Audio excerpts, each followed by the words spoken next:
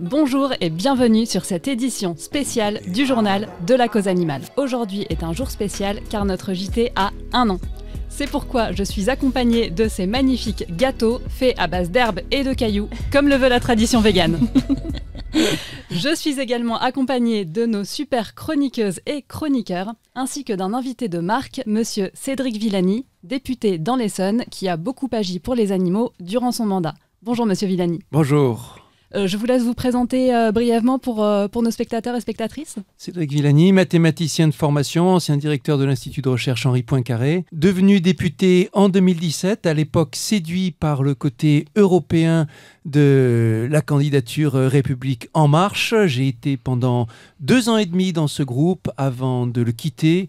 Entre autres raisons, parce que j'étais déçu de leur inaction sur les questions écologiques, environnementales en général.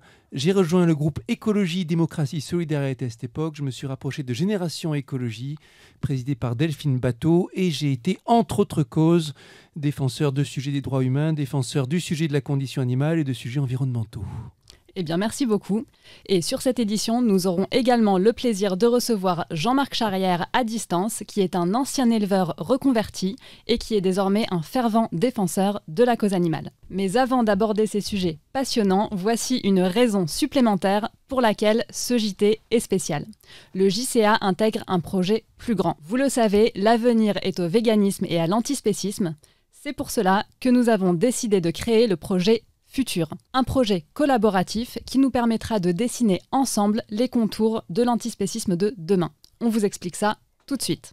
Toi qui es sensible à la cause animale, toi qui souhaites faire évoluer l'humanité et construire un monde plus juste, nous te proposons le projet Futur. Ce projet permet aux personnes intéressées par la cause animale d'exprimer leurs convictions, de se rassembler autour de projets sur l'antispécisme et sur le droit des animaux. Le militantisme a évolué, les outils de communication permettent de toucher un large public. Futur est une structure qui met en relation des savoir-faire tels que des vidéastes, rédactrices, graphistes, organisatrices et des militants et militantes pour agir concrètement pour les animaux.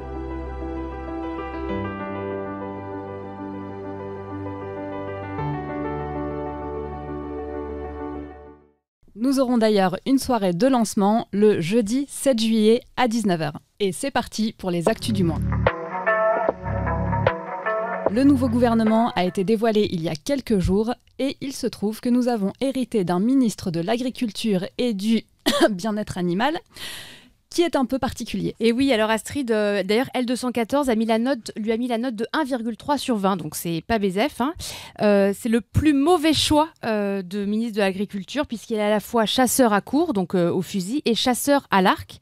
Et il a d'ailleurs signé en 2018, il avait signé une tribune de soutien à la chasse à courre, donc c'est un fervent défenseur aussi de la FNSEA. Comment on peut expliquer qu'un ministre de l'Agriculture et du bien-être animal puisse être nommé en fait, et ce profil en fait soit nommé? Comment on peut l'expliquer? Par Macron peut-être.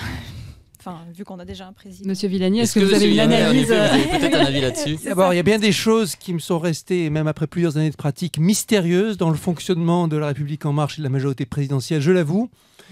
Et puis, je vous rappelle aussi ce que disait le président des chasseurs, Willy Schren, il y a quelques mois, en parlant du président Macron. Il disait chaque fois qu'un ministre de l'écologie a voulu nous faire du tort à nous autres chasseurs, le président Macron s'y est opposé et nous a protégés. J'ai l'impression que sur le précédent ministre de l'Agriculture, c'était quand même pas...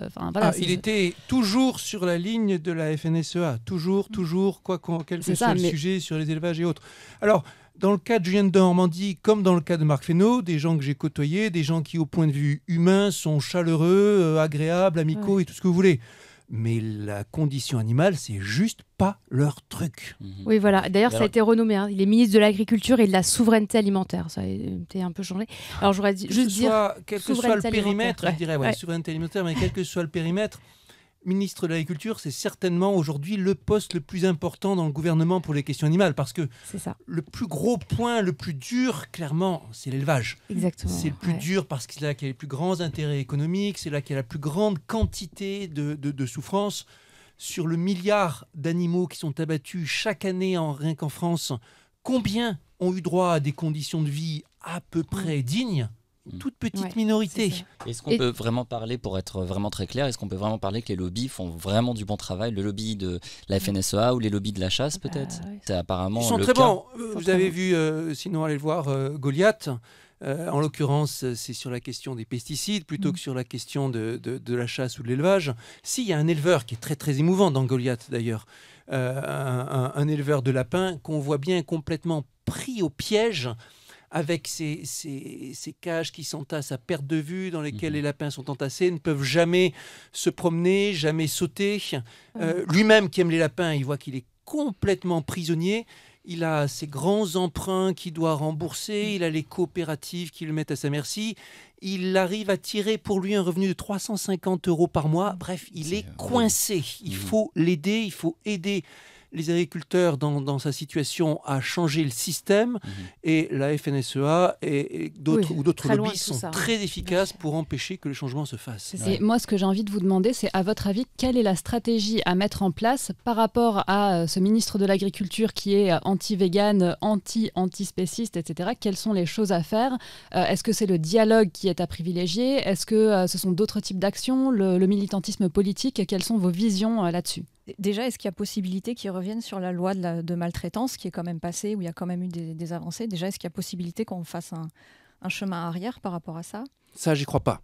Là, d'abord, cette loi maltraitance, où il y avait effectivement des avancées, en particulier sur le statut des animaux domestiques, le fait qu'il faille un certificat, la fin programmée des ventes en animalerie, les questions Pour des animaux dans les 2024, cirques, ouais. pour 2024, des choses comme ça. Il y a eu quelques avancées dans lesquelles, honnêtement, je n'espérais plus. Mais il faut bien le voir. Si d'abord, c'est ce qui permet au gouvernement de dire « nous avons agi » pour la cause animale, et ensuite tous les sujets qui ont été traités sont ceux sur lesquels les intérêts économiques étaient les moins puissants. À la fin, c'est là où il n'y a pas de résistance, ils sont prêts à avancer. Là où c'est dur, ils ne sont pas prêts.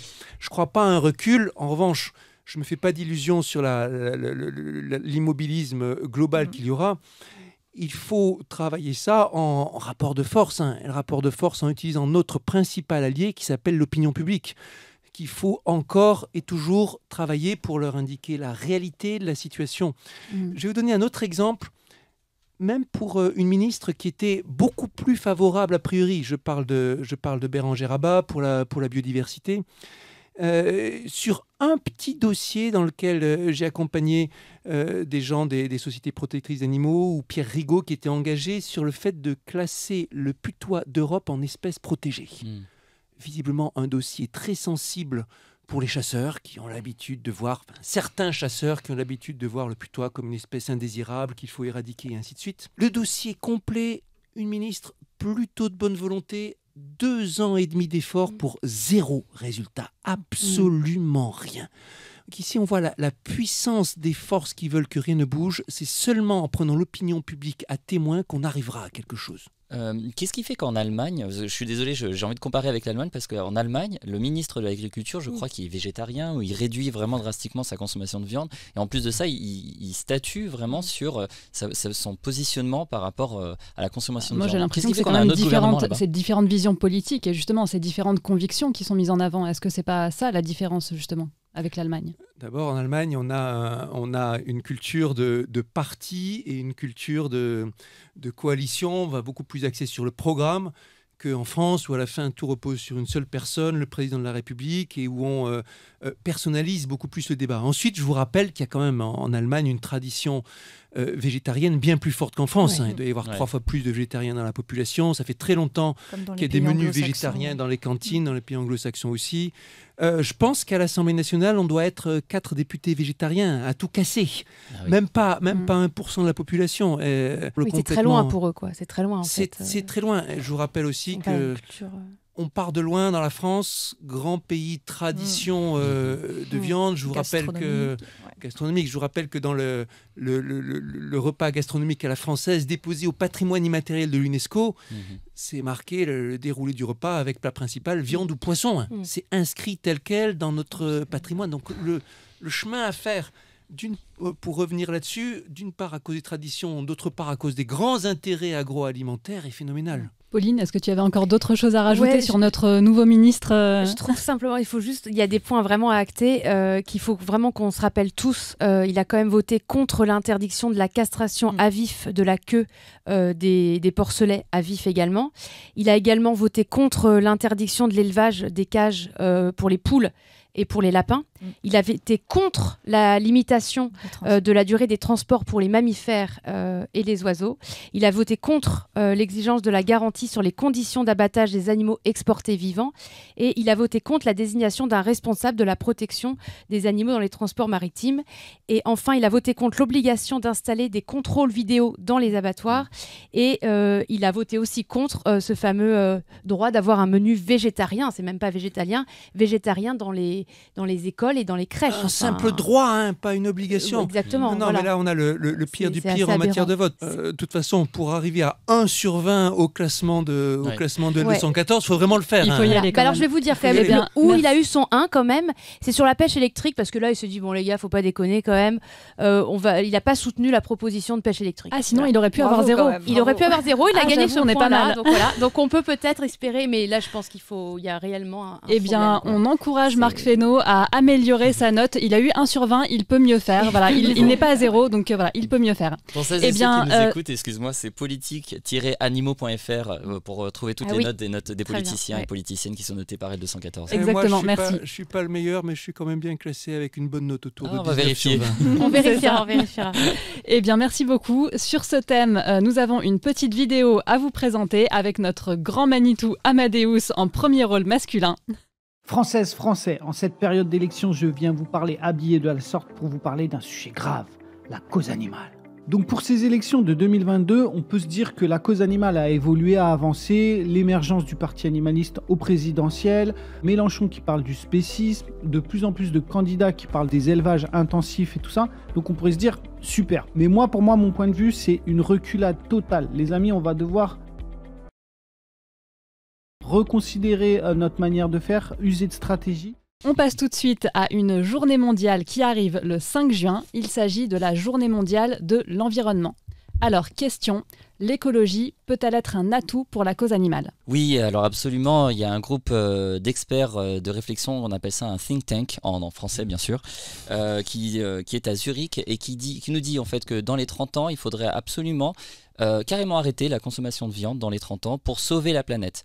Et ce think tank est financé majoritairement par Migros. En fait, que Migros, c'est vraiment un énorme de la distribution en Suisse. Et c'est Et assez de la distribution de viande en plus, il me semble. et de la distribution de viande, ouais. Donc c'est ça qui est assez intéressant, c'est que eux-mêmes admettent à travers le think tank qu'il faudrait arrêter la consommation de viande. Je vais vous citer en fait un des représentants qui dit que la production de viande est l'un des plus grands péchés contre l'environnement.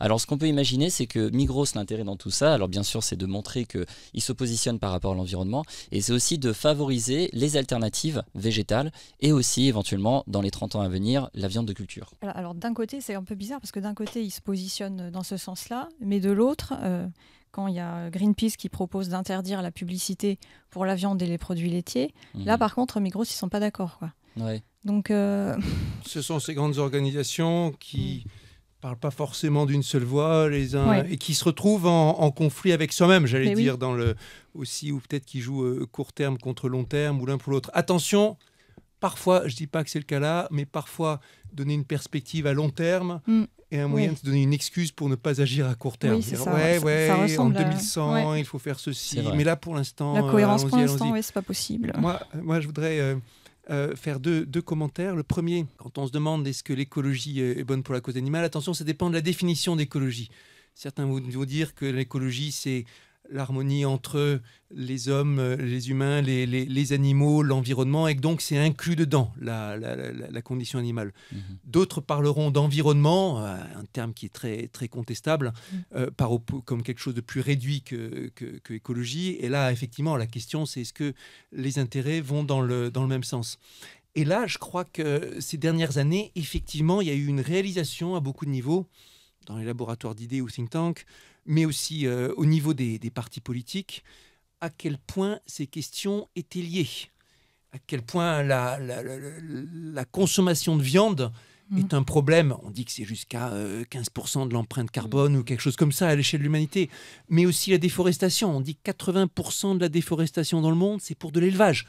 Déforestation, c'est soit des constructions de maisons ou de routes, soit de l'élevage. Et l'élevage, c'est massif là-dedans.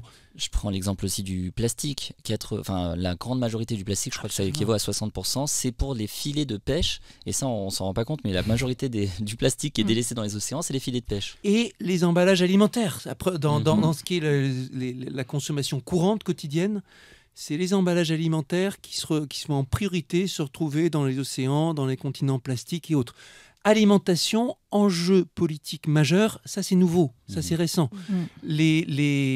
Les écologistes l'ont bien compris, puisque Yannick Jadot, dans la campagne présidentielle, disait « Ma première priorité après élection, c'est la sortie de l'élevage industriel ». Vous avez un laboratoire d'idées comme l'IDRI qui a fait toute une étude pour voir si, au niveau européen, on pouvait faire la transition agroécologique en sortant de l'élevage industriel et qui a dit « Oui, c'est possible, il y a plusieurs conditions ».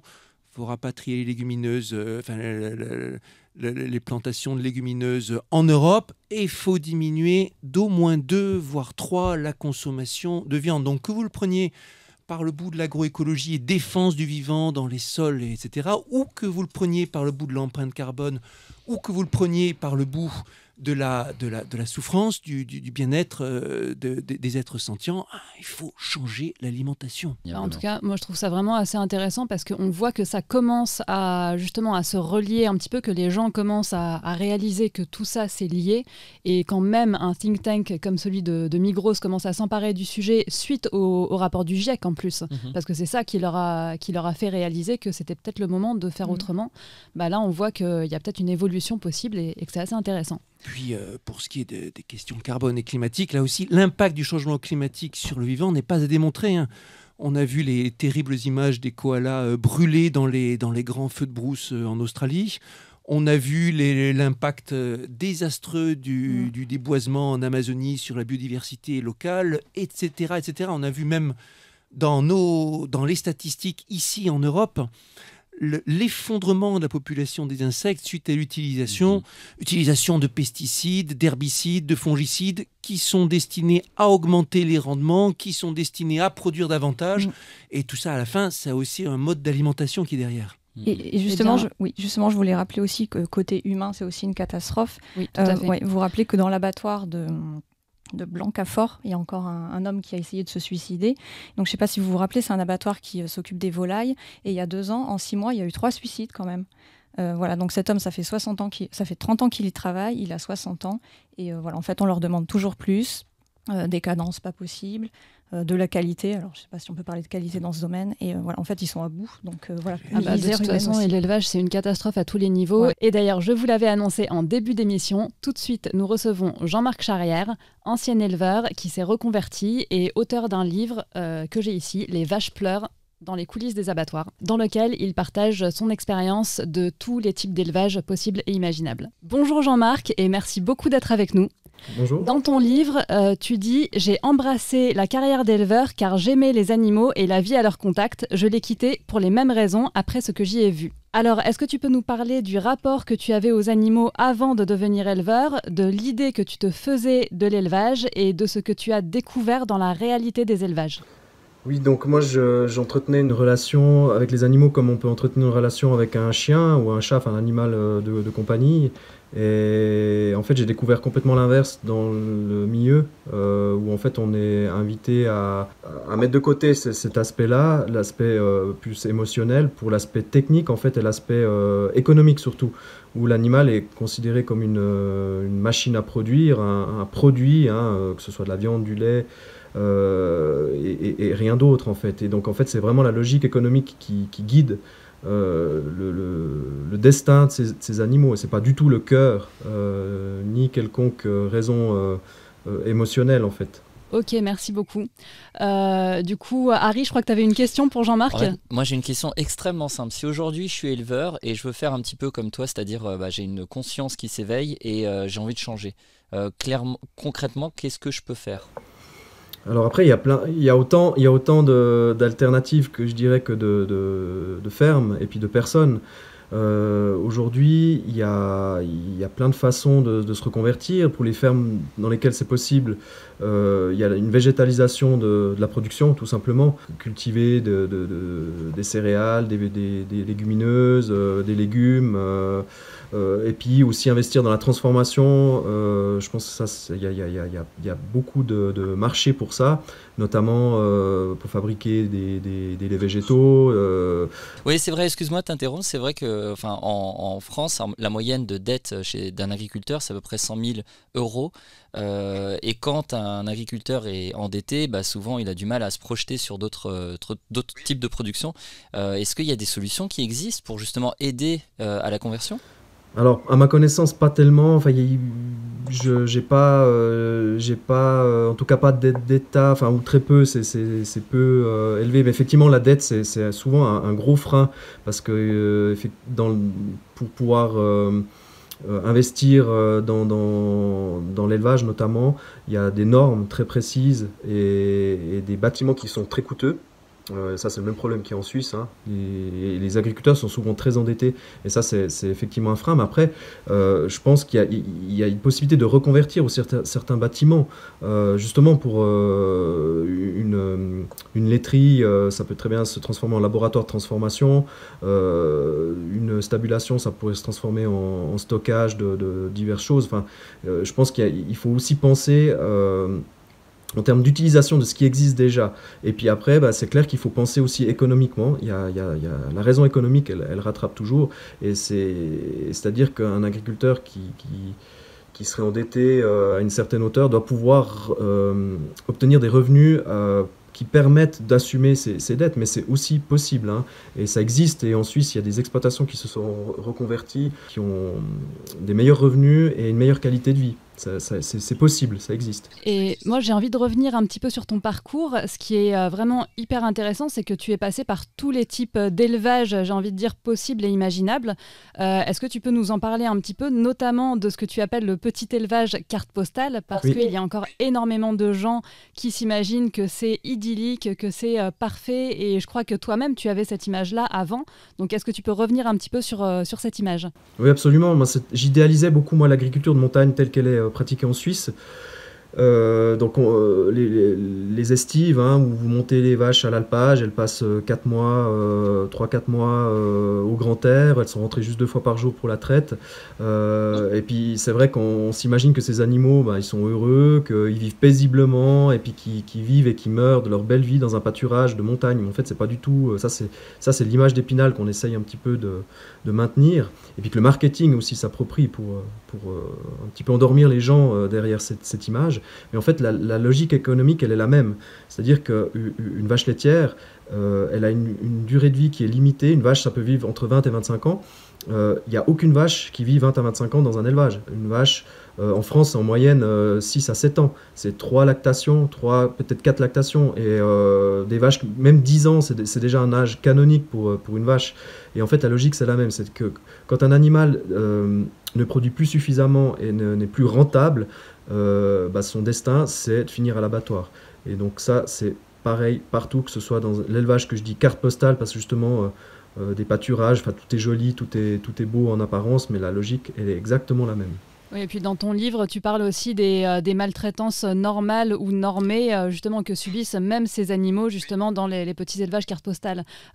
Pauline, je crois que Pauline avait une question à te poser. Est-ce que maintenant votre famille vous comprend ? Parce qu'au départ, quand vous avez décidé de changer, est-ce que maintenant elle a compris, ou est-ce que vous avez renoué avec elle ? C'est toujours compliqué. Je pense pas vraiment, mais ça reste compliqué. Et puis ça, c'est aussi un frein, hein.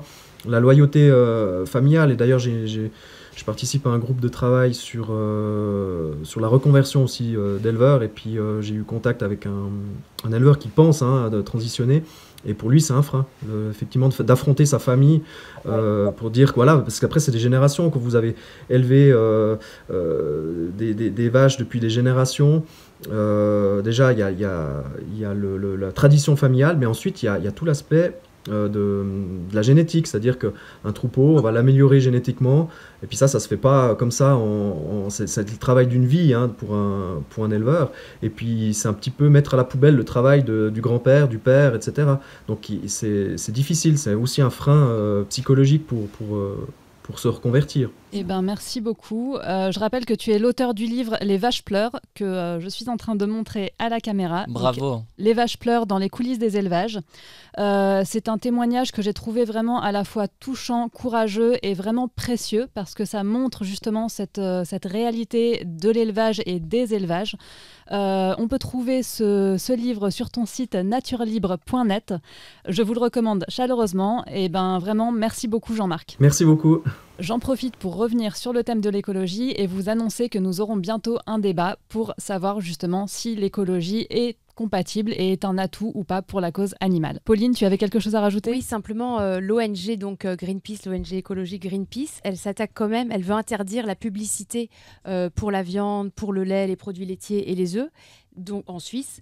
Et ça, c'est vraiment elle s'attaque aux grands distributeurs et organisations de production. Donc c'est quelque chose d'assez... elle veut arrêter cette image idyllique des animaux qui, en fait, tous les animaux souffrent. Et voilà, donc elle attaque vraiment les pubs en disant que c'est des pubs qui sont mensongères et qui sont manipulatrices. Voilà. Greenpeace fait un vrai bon travail de sensibilisation de terrain. Ouais, j'en témoigne aussi dans ma circonscription, ouais.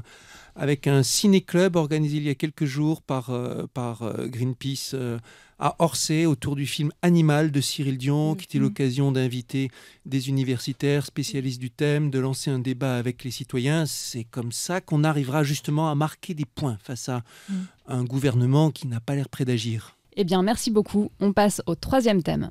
Le mois de juin, c'est le temps des cerises. C'est aussi le temps du festival de Yulin qui commence le 21 juin et ça, c'est beaucoup moins réjouissant. Alors, dans la cause animale, certains se servent du festival de Yulin pour mettre en face des yeux des carnistes le fait que nous, on fait exactement la même chose aux autres animaux. Alors, question... Est-ce que, en tant qu'animaliste, nous devons dénoncer Yulin ou nous en servir justement pour dénoncer le traitement des animaux d'élevage ? Ouais, je pense qu'on peut faire les deux, j'ai l'impression, puisque c'est un petit peu, on parle du festival de Yulin où on tue des dizaines de milliers de chiens en Chine. On peut parler aussi de ce qui se passe au Danemark, dans les îles Féroé, où on tue des centaines de dauphins. Et donc, je pense que c'est un peu difficile à comparer, puisque ce qui va vraiment ressortir de tout ça, c'est que c'est des animaux qui sont symboliquement toucher à des chiens, tout de suite ça va générer en fait beaucoup de chats. Ouais. Et des chats bien sûr, et ça va générer vraiment beaucoup de discussions là-dessus. S'attaquer à des dauphins, ça va générer beaucoup de choses. Et donc du coup c'est intéressant de se dire, bon voilà, on prend ça en lumière pour dire, bah attendez, ce qu'on fait aux animaux, c'est 1000 fois pire, même des millions de fois pire, parce que c'est 3 millions d'espèces terrestres qui sont tuées chaque jour en France, chaque jour. Mais en même temps, c'est pas comparable puisque le festival de Yulin, déjà la viande de chien, c'est pas consommé par tous les Chinois. Apparemment, c'est une viande aussi de luxe où très peu de Chinois finalement la consomment. C'est aussi de plus en plus, enfin la réputation pardon, elle est vraiment de moins en moins bonne. J'ai vu aussi que le gouverneur de la région en fait où se trouve le festival se désolidarise du festival. Donc ça pour dire que voilà, c'est vraiment ça évolue en fait. Par rapport à l'image, et aussi la production n'est pas du tout la même. On va séquestrer des chiens, on va les martyriser en fait avant de les tuer pour que la viande soit bonne, et c'est pas forcément le cas en France, même si on sait très bien que les animaux sont maltraités et qu'il n'y a pas de bien-être animal, mais voilà, c'est difficilement comparable, mais je pense qu'on peut éventuellement utiliser, ouais. En fait, oui, c'est pas les mêmes conditions, c'est sûr, mais ce qui est intéressant, c'est que on peut s'en servir pour illustrer la dissonance cognitive. Effectivement, pourquoi dans un pays, les chiens et les chats, c'est pas nos amis, on les mange. Ici, c'est ce qu'on fait avec les vaches, les cochons, etc. Donc, je pense que de toute façon, il faut les condamner parce que voilà, faut combattre toutes les maltraitances, où qu'elles soient et de quelque forme qu'elles soient. En plus, là-bas, du coup, il y a un côté torture, un peu comme nous ici avec la corrida. Donc, oui, il faut les dénoncer, mais il faut aussi s'en servir, effectivement, pour montrer ce qui se passe ici. Je dirais s'en servir pourquoi pas, mais avec prudence, comme c'était dit, parce qu'on peut très bien se retrouver piégé rhétoriquement par quelqu'un qui dit oui, mais eux battent les animaux avant la consommation, ce qui n'est pas le cas ici, etc. etc. Donc, séparer ce qui se passe, ils peuvent montrer ce qui sépare la pratique pour Yulin d'ici. Aussi, je voudrais insister, Un grand argument de ceux qui veulent que rien ne bouge, c'est de parler du modèle français d'élevage. Le modèle français d'élevage, c'est quelque chose qui nous fait énormément de tort. Salon de l'agriculture. Ouais. Parce qu'il n'y a pas de modèle français d'élevage. Il y a des pratiques extrêmement différentes en France. Et chaque fois qu'ils essayent ainsi de faire ça en bloc, c'est pour prendre les pratiques celles qui sont les moins repoussantes. Tout à l'heure, vous parliez des vaches qui pleurent aussi. C'est vrai. Mais l'image de la vache dans son pré est beaucoup, beaucoup moins dure. Et il y a une réalité qui est moins dure que celle du lapin qui est coincé dans sa cage pour toute sa vie. Et quand on parle du modèle français, systématiquement, les syndicats vont vous parler de l'élevage bovin. Oui, je pense que les consommateurs aussi aiment à s'imaginer cette jolie image dans le pré. Et tout le travail de politique, en tout cas, de ceux qui veulent déconstruire ça, consiste justement à dire qu'il n'y a pas de modèle d'élevage français. En France, il y a des élevages extrêmement différents. Et si on prend une comparaison étrangère, on risque de se retrouver aussi, au plan rhétorique, opposé cet argument. Ouais, mais la Chine, c'est la Chine. Et en France, c'est beaucoup mieux. Nous, notre problème, c'est justement de montrer qu'en France aussi, la majorité des animaux d'élevage souffrent le martyre. On va monter un ministère spécial pour ça ensemble. Le parti animaliste propose justement un ministère de la condition animale. Oui, bien sûr. Qui aurait France vraiment Insoumise beaucoup de sens. aussi, je crois. La France Insoumise aussi. Alors c'est dans le programme. C'est très intéressant, mais on va passer. C'est dans le programme de coalition. Voilà, c'est ça. Non, mais je pense que c'est vraiment important parce que les animaux et l'agriculture, vous me dites, c'est quand même décorrélé.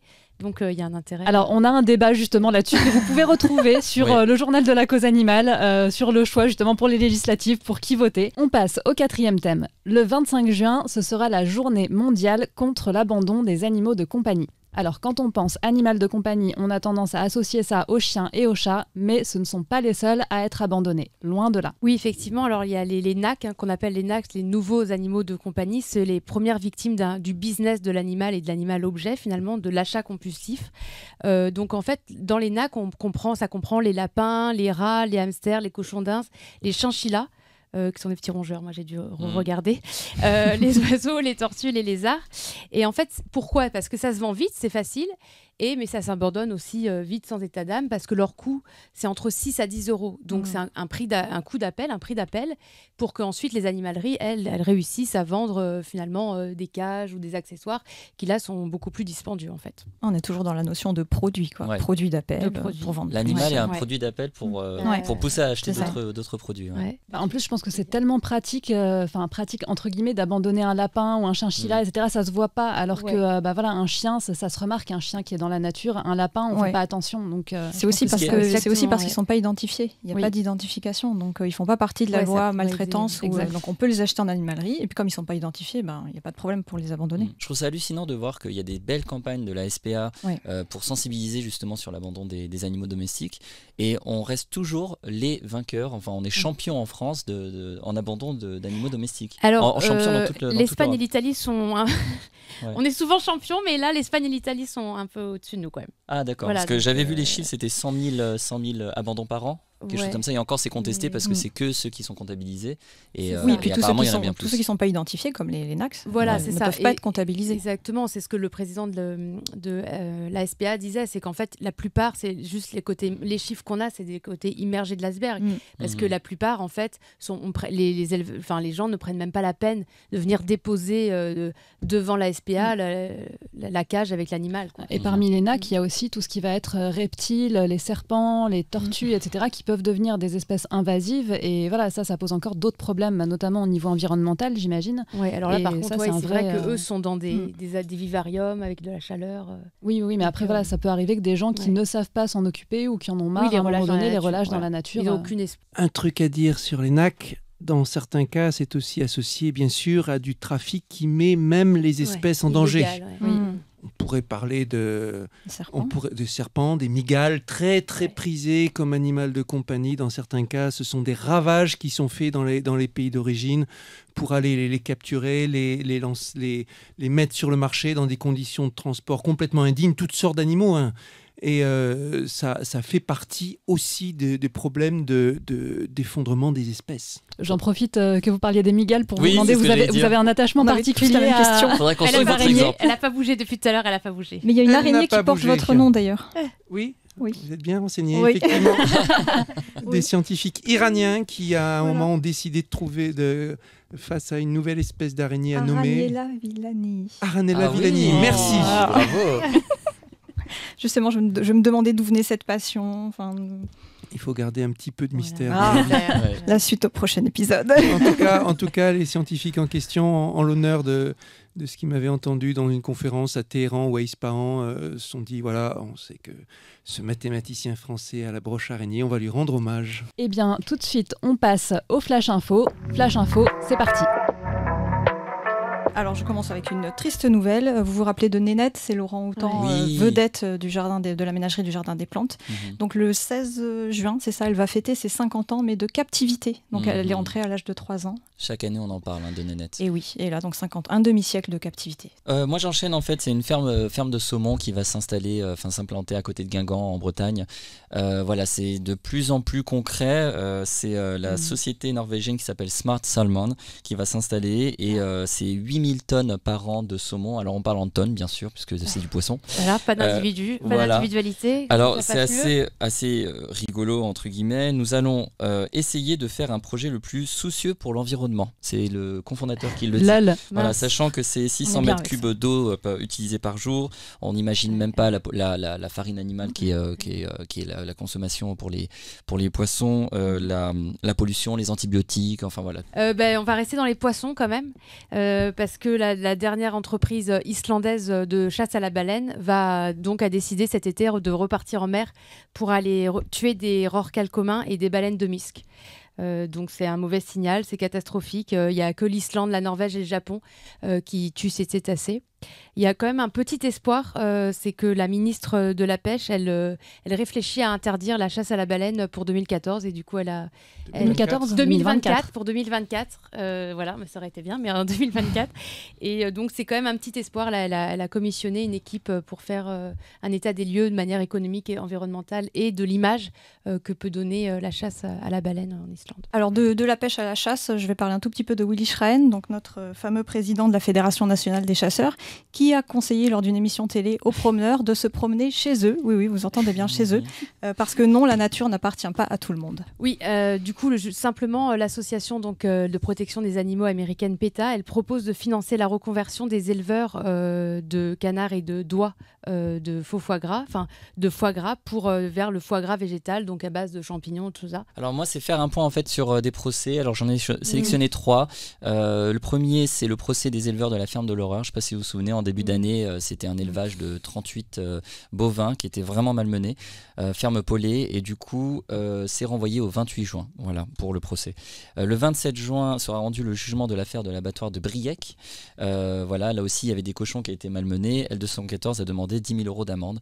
Malheureusement on ne peut pas demander plus, mais on imagine que c'est pas forcément très dissuasif que 10 000 €. Ensuite, troisième procès, c'est L214 qui a été relaxé. Alors ça, c'est une bonne nouvelle. Elle a été relaxée après avoir filmé un abattoir dans les Pyrénées-Atlantiques. C'était un abattoir certifié bio, label rouge. Et finalement, le jugement a relaxé la contre-plainte qui a été faite contre L214. Oui, il y a une bonne nouvelle aussi. Il y a une étude canadienne qui a stipulé que les enfants végétariens, ils grandissaient comme les enfants omnivores. Donc on est rassurés. Et donc cette étude, elle a quand même montré que le taux de fer, le taux de vitamine D et le taux de cholestérol était simplement le même pour un enfant végétarien ou un enfant omnivore. Le seul positif, c'est que l'enfant végétarien, il n'a aucun risque de surpoids, contrairement à l'enfant omnivore. Voilà, et pour terminer, alors c'est pas une bonne nouvelle, mais c'est pour en envisager d'autres. On vous rappelle qu'il y a une initiative citoyenne européenne qui est ouverte, c'est Fur Free Europe. Donc en fait, c'est pour qu'il n'y ait plus de fermes à fourrure en Europe et plus non plus de produits commercialisés en Europe issus de ces fermes. Donc c'est ouvert encore jusqu'en mai 2023. On vous mettra le lien en commentaire. Et pour l'instant, ils en sont à un peu moins de 100 000 signatures, donc il faut signer. Eh bien, merci beaucoup. Tout de suite, c'est l'heure des événements de notre ami Willy. Bonjour à tous, le soleil brille mais beaucoup de nos frères restent prisonniers dans l'ombre. Les associations animalistes et le JCA sont là pour donner leur voix à ceux qui n'en ont pas. Alors, premier rendez-vous du mois de juin, la Feria fête ses 70 ans d'existence à Nîmes. Il est grand temps à l'opposition de se faire entendre. Nathalie Valentin nous donne rendez-vous ce samedi 4 juin à 16h devant les arènes de cette ville pour revendiquer notre mépris face à cette barbarie. Pour être encore plus nombreux, une page de covoiturage est en ligne, disponible dans les descriptions. Dimanche 5 juin, National Animal Rights organise une cérémonie solennelle en mémoire aux milliards d'animaux qui meurent chaque année par la main de l'homme. Rendez-vous à Metz 13h, Lyon 14h ainsi qu'à Bordeaux de 14 à 18h. Et si le sport devenait un bon moyen de s'exprimer ? 3 courses écologiques et solidaires pour la planète, ouvertes à tous, organisées par Run for the Planet, vous sont proposées à Bordeaux, dimanche 5 juin de 9h à 13h30, Draveil, dimanche 12 juin de 8h30 à 13h30. Les bénéfices de cette course seront reversés aux associations choisies par les participants. L214, LPO, Sea Shepherd ou Médecins du Monde. À vous de choisir.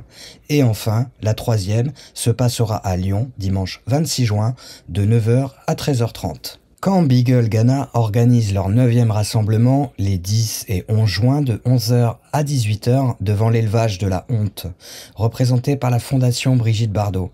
Un bus est affrété par l'association au départ de Paris, limité à 50 places. Réservez les vôtres rapidement. Stop Corrida. Les associations Alliance Éthique et One Voice organisent une journée unitaire nationale contre la corrida. Happening, flash mob et prise de parole, toutes les antennes locales sont les bienvenues. Le samedi 11 juin à Gap de 10h à 13h30, Toulouse de 10h30 à 12h15, Bayonne de 13h à 14h, Rouen de 14 à 16h et enfin à Lille de 14 à 16h. Un rendez-vous à ne pas manquer pour découvrir le monde du véganisme. 2 Vegan Place auront lieu en France ce mois-ci. Lyon le samedi 11 juin de 12h à 18h, ainsi qu'à Tours samedi 18 de 10h à 18h.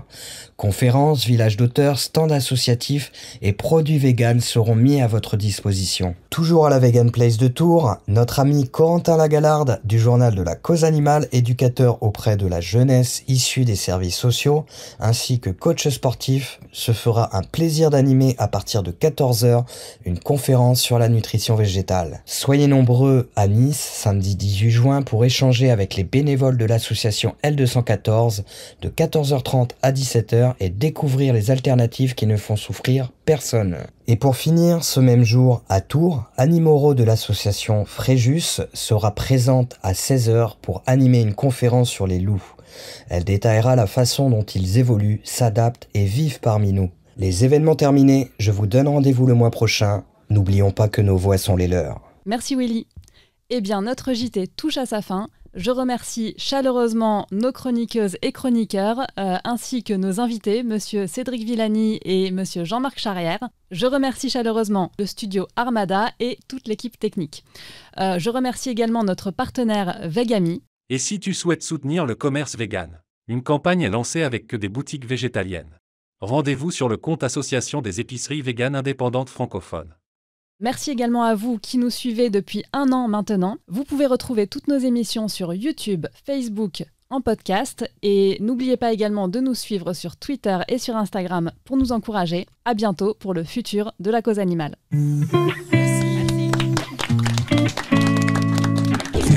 Armada.